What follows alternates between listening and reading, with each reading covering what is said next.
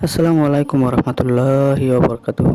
নাহমাদুহু ওয়া লা নুসাল্লি আলা রাসূলিল কারীম, আম্মা বাদ। প্রিয় দর্শক, আশা করি আল্লাহর অশেষ রহমত ও দয়ায় আপনারা সবাই ভালো আছেন। ফেরেশতাদের জীবনযাত্রা যেমন কোরআনে মহান আল্লাহ তাআলা ঘোষণা করেছেন, মানুষের মতো আল্লাহর এক সৃষ্টির নাম ফেরেশতা। ফেরেশতা এমন নুরানি মাখলুক, তাদের নিজস্ব জগতে তাদের আকার আকৃতি আছে, কিন্তু মানুষের কাছে তাদের প্রকাশ্য কোনো আকার আকৃতি নেই। ফেরেশতারা মহান আল্লাহ তাআলার পক্ষ থেকে নবী ও রাসূলের কাছে বিভিন্ন বার্তা পৌঁছে দিতেন, যাদের বাসস্থান আসমানে। ফেরেশতাদের নিয়ে কোরআন হাদিসের বহু জায়গায় আলোচনা এসেছে। আল্লাহ তাআলা এই জাতিকে নূর থেকে সৃষ্টি করেছেন। তারা মানুষের মতো রক্ত মাংসের সৃষ্টি নয়। মানব জাতিকে সৃষ্টি করার আগেই তাদের আল্লাহ তাআলা সৃষ্টি করেছেন। আয়েশা রাদিয়াল্লাহু আনহা বলেন, রাসূলুল্লাহ সাল্লাল্লাহু আলাইহি ওয়াসাল্লাম বলেছেন, ফেরেশতাদের নূরের দ্বারা সৃষ্টি করা হয়েছে, আর জিন জাতিকে সৃষ্টি করা হয়েছে ধোঁয়াশূন্য অগ্নিশিখা থেকে, এবং আদম আলাইহিস সালামকে সৃষ্টি করা হয়েছে ওই বস্তু থেকে যে সম্পর্কে তোমাদের বর্ণনা করা হয়েছে। ফেরেশতাদের আল্লাহ তাআলা পালক বিশিষ্ট ডানা দান করেছেন, যা দ্বারা তারা উড়তে পারে।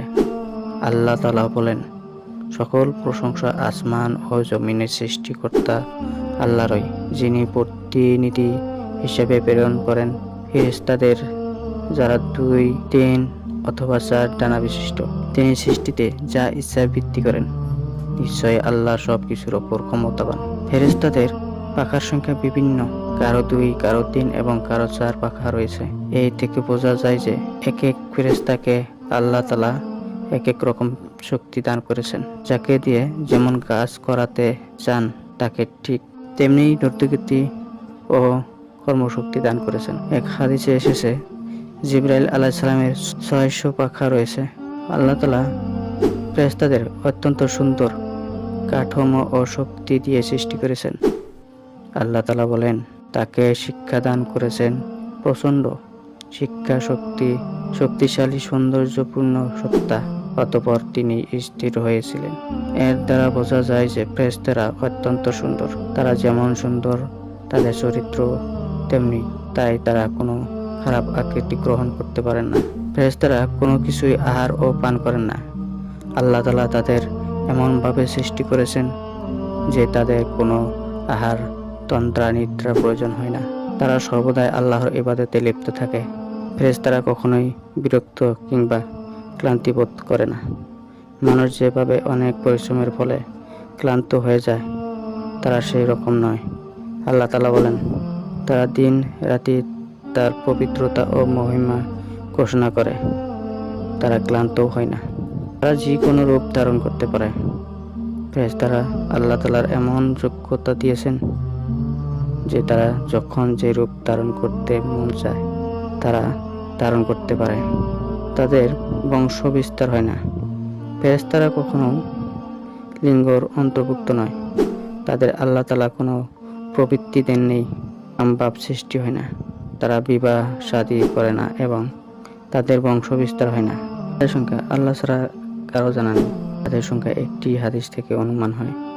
মেরাজের ঘটনা বর্ণনার সময় রাসূলুল্লাহ সাল্লাল্লাহু আলাইহি ওয়াসাল্লাম বলেন, অতঃপর বাইতুল মামুরকে আমার সামনে প্রকাশ করা হলো। আমি জিবরাইল আলাইহিস সালামকে জিজ্ঞেস করলাম। তিনি বললেন, এটি বাইতুল মামুর।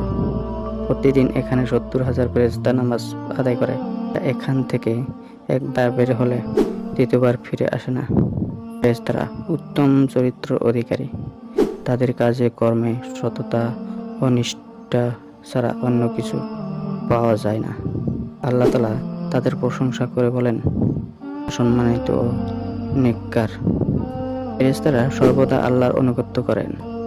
আল্লাহ তাআলা তাদের যখন যা বলেন তাই করেন, কোনো ধরনের অবাধ্যতায় লিপ্ত হয় না।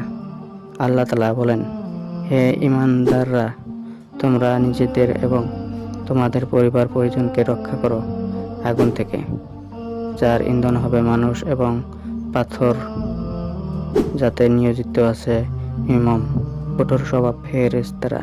তারা অমান্য করে না তা যা আল্লাহ তাদের আদেশ করেন, আর তারা যা করতে আদেশ প্রাপ্ত হয় না তারা যা করতে আদেশপ্রাপ্ত হয় তাই করে।